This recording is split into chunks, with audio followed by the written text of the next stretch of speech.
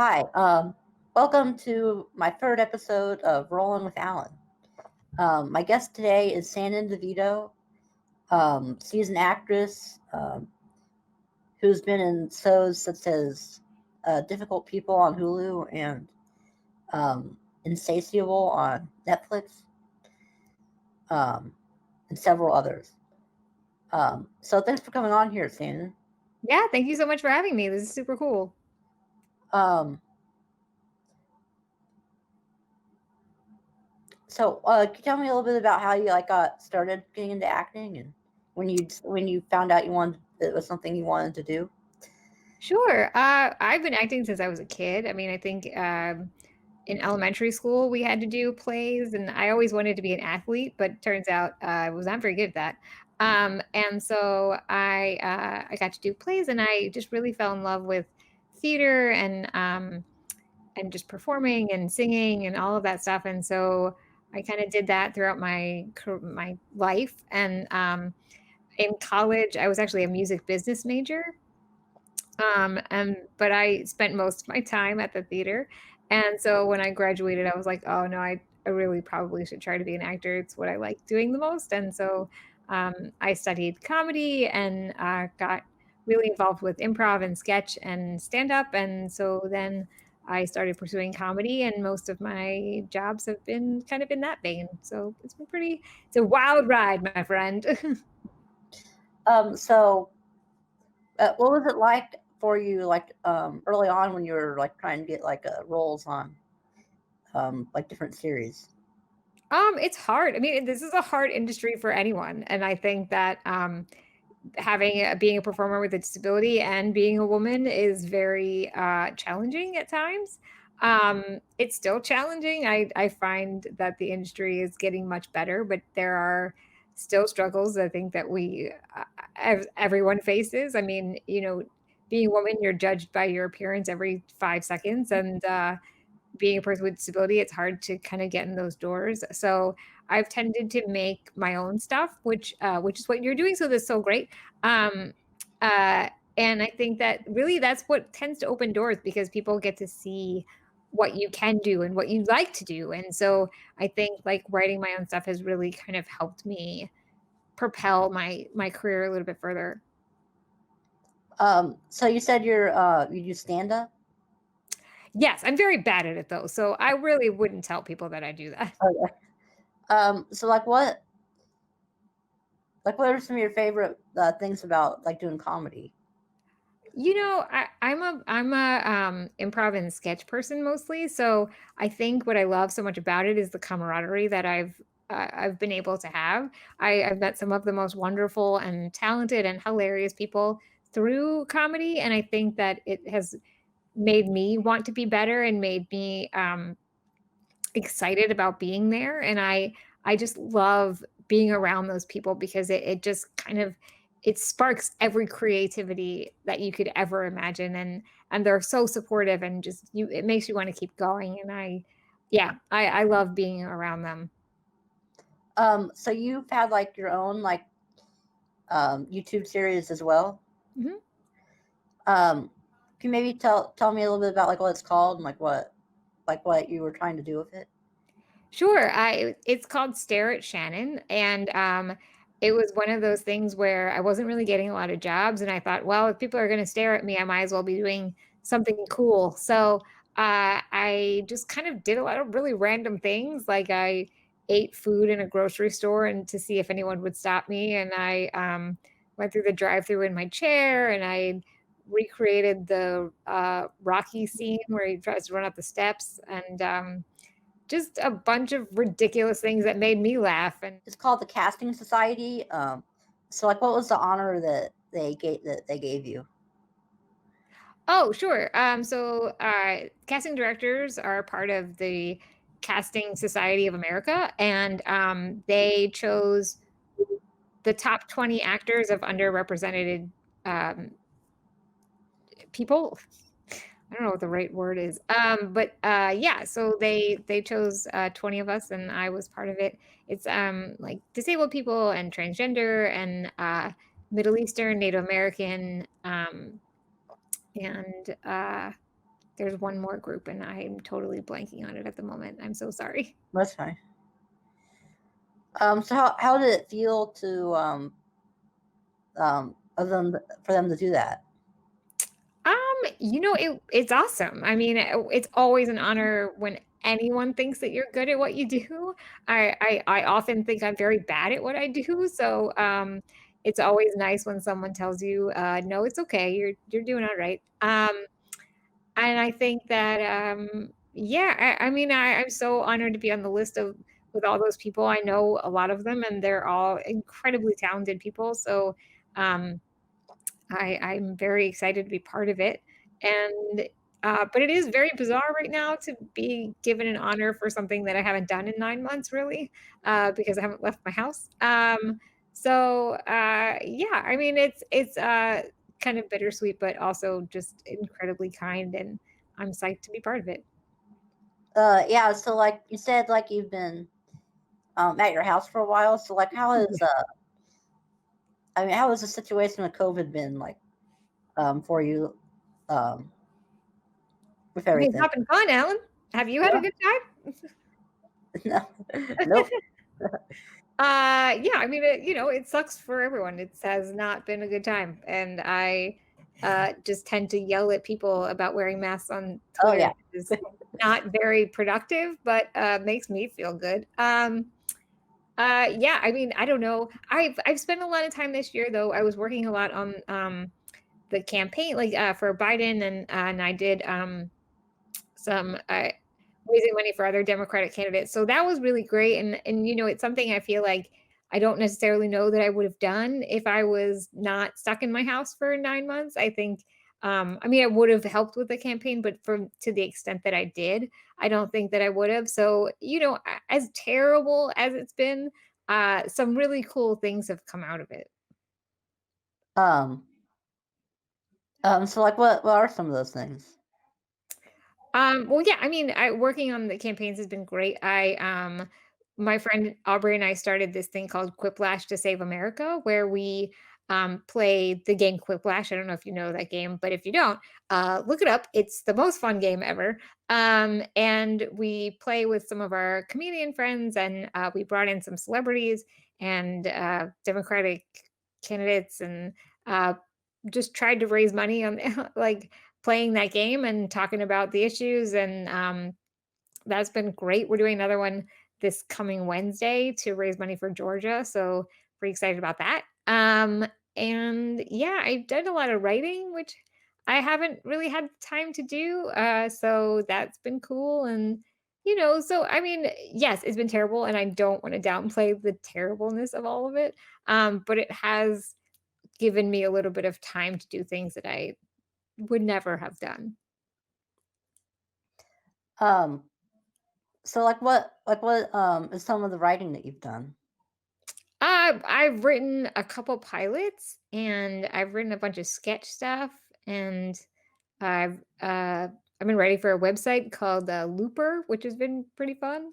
Um, yeah, so just like a bunch, just trying to like keep my brain and creativity flowing. Um. So like going back to some of the roles you've had. Are there any in particular that have stood out to you? I've loved every part that I've had. I've been so grateful for the work that I've been given. So I don't like to pick out one thing that's been like super better than the others because I don't really think that way. But I have a very special place in my heart for difficult people. Just the people that I met there and the experience that I had is just next level. So I'm very, very grateful for that part. Um. So in terms of like people who are like portraying people with disabilities in like I guess like film or TV, like do you feel like that could be that could still be done like a little better? Sure. Yeah. Yes. Are you asking like if people well, okay, so I think there's two parts of this question, and correct me if I'm wrong.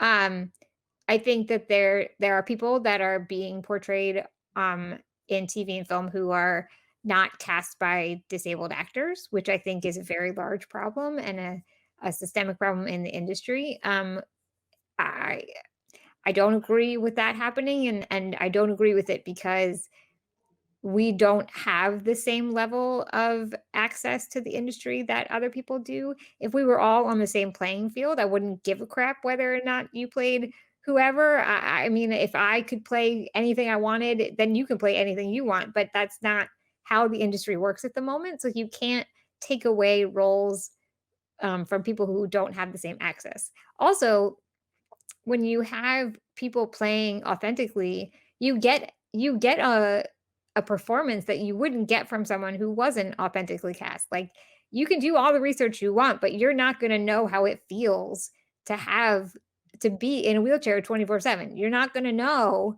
how it feels to have weaker muscles. You're not going to know what that feels like.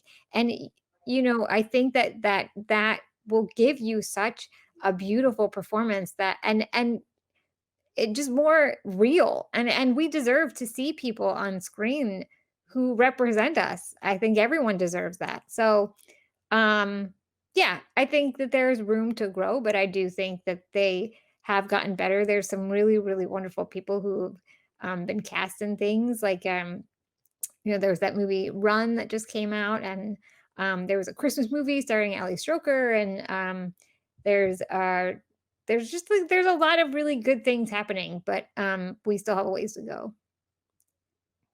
And then like another thing that comes up like in the disabled community is like a portrayal of something called inspiration porn, Oh, yep. which is where they basically portray someone who's disabled like it's amazing they could do really like anything. Like, is that something you feel like is common? Yeah. Yes. I mean, I think that there's like 5 tropes that tend to be in TV and film. There's the trope of people hating themselves for being in a wheelchair. There's the one of them overcoming things, and it's okay, their life is good now. Or like, killing themselves at the end because they can't go on. The person that makes able-bodied people feel better about themselves, and I think that there's also like those inspiration porn videos that are constantly cycled around the internet, like of the person scoring the basket and like getting asked out to prom because they're uh mentally disabled. So it's those videos are tiring because they're not for us, they're for able-bodied people to feel better about themselves, and that they're exhausting. I would like them to go away. Hmm. Um, like, so like when you're acting in a part, like, are you um, I mean, do you mainly try to take on roles like where you can, I guess, be like your genuine self or something? I mean, I take roles that come my way, I guess. Yeah, I don't really have the luxury of saying like no at the moment. yeah. But also like I don't yeah, I mean, I think if something came my way that I felt uncomfortable or felt like it was placating to a stereotype that I didn't like, I would absolutely say something. Um I think that yeah, I mean, I really enjoy playing stuff that is ridiculous and fun, and I like playing characters who are very heightened characters is what it's called. So, characters that are the boss or very important or like bitchy or any of like that kind of stuff is funny to me. But I mean, I just want to play something that kind of pushes me a little bit too. So but again, like you're saying, I do hope that if I see something that comes my way that is just not portraying something that I want to have in the world. I hope that I would have the balls to say, "No, this is garbage." Um, can you maybe describe like a few of the characters you've had the chance to play? Sure. In Difficult People, I was this like I don't really know what she did. She was like a performer, I guess. She was like a one-woman performer, um, in, in Insatiable, I was a lawyer, um, and in Delco proper, I was a receptionist. Um, let's see, what else have I done? I've played uh, a security guard. Hmm. In a movie I'm in, I'm actually a teenager, which is so weird, because I am absolutely not a teenager. Um, but it was a musical, so that was very fun, and I got to sing in that. So, yeah, I've done a lot of really different things, which has been great. Um, so have you had like have you done like any sort of like plays or anything? Yes, I've done, several off-Broadway shows, which were great. I did a show called Teenage Dick, which is not a porn. It's based on Richard III, and I did that at the Public Theater, which is where Hamilton started, so that was really cool. I did another play called The Healing, which was, by, a guy named Sam Hunter, who is an incredible playwright. So, yeah, I've been really lucky to do a lot of theater.